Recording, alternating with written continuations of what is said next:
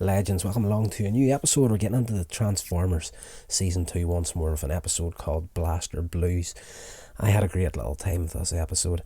At the beginning, Spike, Carly have taken Blaster to see a rock concert, and like Soundwave, he transforms into a radio, so he's in the stands in radio form, and he decides he's going to start broadcasting the concert back to Autobot headquarters so everybody can enjoy the music. So he's been a real pain in the backside to pretty much every Autobot in this episode by doing this. At Autobot headquarters, Optimus Prime and the other Autobots are running Omega Supreme through some target practice. This is the first episode, I want to say, we actually have Omega Supreme in the episode, and I might be wrong on that, but I don't think so. I think this is the first episode for him. But on the Decepticon side of things, they have stolen, let me just get the name of this thing. At the Haley Observatory, Professor Haley introduces his new creation, the Voltronic Galaxer.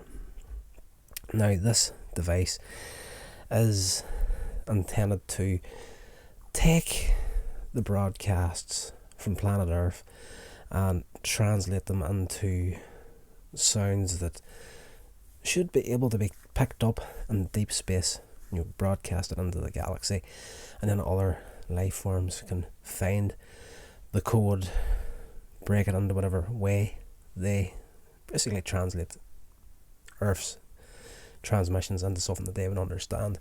So he's running this test, and he does the first announcement: this is the people of planet Earth, blah blah blah, and sends it off, and he gets a response, and he's like, who's that? Oh, are you in another galaxy? And the reply comes much closer than that, and of course it's Megatron. Breaks in, steals the Galaxer, and clears off to the moon. Nobody knows where they're at, so the Autobots get the distress call from the observatory lit because of Blaster broadcasting the rock concert and the Teletran one, and by the time they get to the observatory they have missed everything. Megatron, Decepticons, the whole works, they're gone.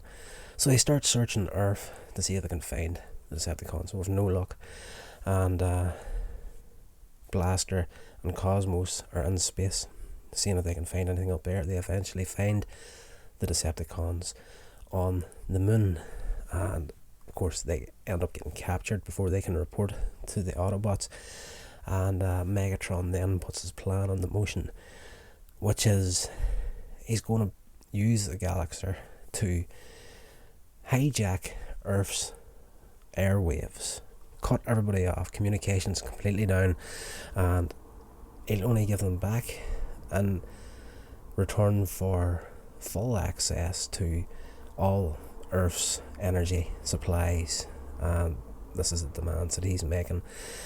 But while he's making the demands, Blaster manages to, he's connected up to the machines on the moon base with the Decepticons, and of course he recorded the concert at the beginning of the episode, so he starts broadcasting this signal through the broadcast that Megatron is sending out, and that alerts the Autobots to where the Decepticons are at.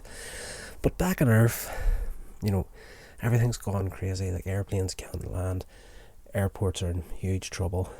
Optimus Prime, Powerglide, trying to help that out. They get attacked by the Decepticons, Ramjet, Thundercracker, and Optimus Prime actually gets damaged to the point where he's sort of deactivated. Now, that was a big thing in the original run of the Transformers, Season 1 and Season 2. And even Season 3 and Season 4, the Autobots and Decepticons both went through some severe damage. Optimus Prime at one point in Season 1 got ripped to pieces and, never died. But of course in Transformers the movie, that all changed. But let's get back to this episode. So he's out for the count. Powerglide is damaged, but he manages to lift Optimus Prime with a cable, and Spike has used one of the jetpacks that they normally strap to their backs and straps it onto the side of Powerglide to keep him flying. So they managed to cripple they're crippled. They manage to get back to Omega Supreme, and they go to the moon to fight the Decepticons.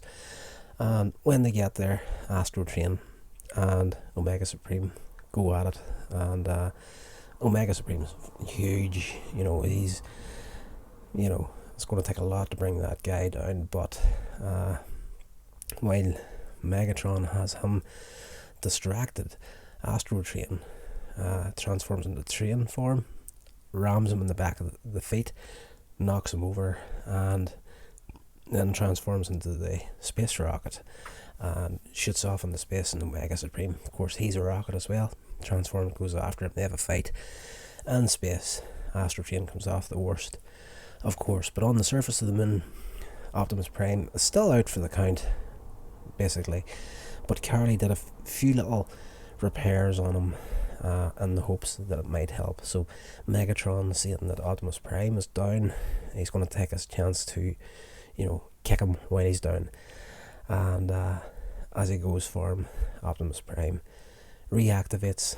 They have their fight, and while that's going on, Blaster and Cosmos manage to destroy the Decepticon base, and of course Megatron, seeing that his latest plan is in tatters, of course he retreats at the end of the episode. So it's one of these episodes where Blaster, at the end of the episode, was able to help the Autobots through the same thing that actually started the whole trouble in the first place, was blasting out this rock music. And if he hadn't have been doing that, the Autobots maybe could have stopped Megatron before he headed off to the moon, but not the case. But by the end of the episode, exactly the same thing helps him to get out of the situation. It's a great little episode. I enjoyed this one. It's probably not one of the better episodes in the entire run of the Transformers. I like to look at these as objectively as possible. Huge fan, but I'm not going to say something is fantastic when it's just mediocre, but this one slightly better than mediocre, but not great, but an enjoyable time as well. If you're into the Transformers and you're a completist, you're not going to want to miss this one. Go check it out.